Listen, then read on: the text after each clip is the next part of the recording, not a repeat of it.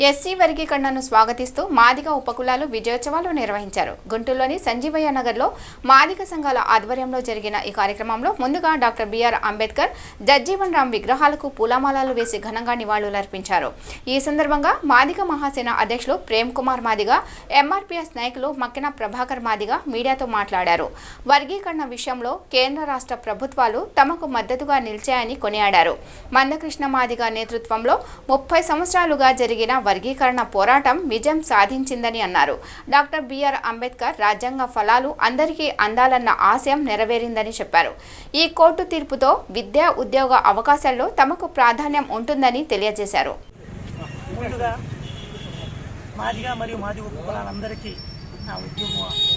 నమస్కారములు. నా పేరు మక్కిన ప్రభాకరు.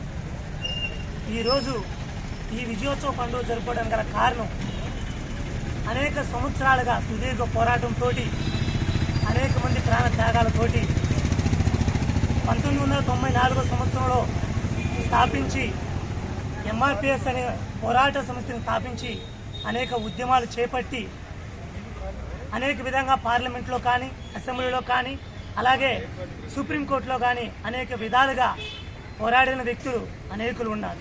కానీ వారితో సహకరించిన మాదిగ మరియు మాది ఉపకులాలలో ఉన్న ప్రజలందరూ కూడా ఈ కష్టానికి ఎంతో ప్రోత్సాహాన్ని అందించారు. అలాగే ఆ దేవుడు మాది ఉపకులాల వారి తరపున నిలబడి డాక్టర్ బాబాసాహెబ్ అంబేద్కర్ గారు ఇచ్చిన రిజర్వేషన్ ఫలాలని పొందుకోలేని పరిస్థితిలో ఉన్న మాది ఉపకులాల ప్రజల్ని ఈరోజు ఆ ఫలాలను అందుకునే విధంగా ఈ 2024 ఆగస్టు 1వ తారీఖున సుప్రీంకోర్టు 7 న్యాయమూర్తుల ధర్మాసనం ఇచ్చిన తీర్పు రాష్ట్రాల వారీగా వర్గీకరణ జరిగించుకోవచ్చని ఇచ్చిన తీర్పును మేము ఎంతగానో స్వాగతిస్తున్నాము, మేము ఎంతగానో హర్షిస్తున్నాము. ఈ విజయం అనేక మంది ప్రాణ త్యాగాలతో సంపాదించుకున్న విజయం, అనేక మంది పోరాటాలతో సంపాదించుకున్న విజయం కనుక ఈ విజయోత్సవ పండుగను ఈ రాష్ట్రంలోనే కాదు, ఈ దేశంలో ఉన్న ప్రతి ఒక్కరికి తెలియపరచాలనే ఉద్దేశంతో ఈ విజయోత్సవ పండుగ జరుపుకుంటున్నాము. ఇందులో భాగంగా అనేక మంది పెద్దలు మాకు సహకరిస్తున్నందుకు వారికి శిరసాబి కృతజ్ఞతలు తెలియపరుస్తున్నాను. మీడియా మిత్రులందరూ కూడా నా కృతజ్ఞతలు తెలియపరుస్తున్నాను. మాదిగా 30 సంవత్సరాలు మాదిగల తరపున వర్గీకరణ అవ్వాలి.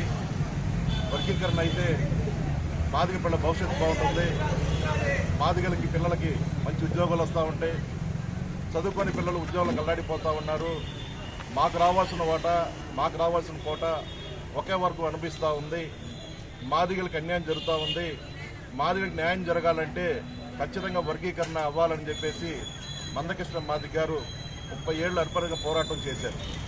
30 ఏళ్ళు ఆయన పోరాటంలో ఎంతోమంది ఆయన ముందుకు పోనీయకుండా అడుగున ఆయన తొక్కుతూ ఆపుతూ ఇబ్బంది గురి చేశారు.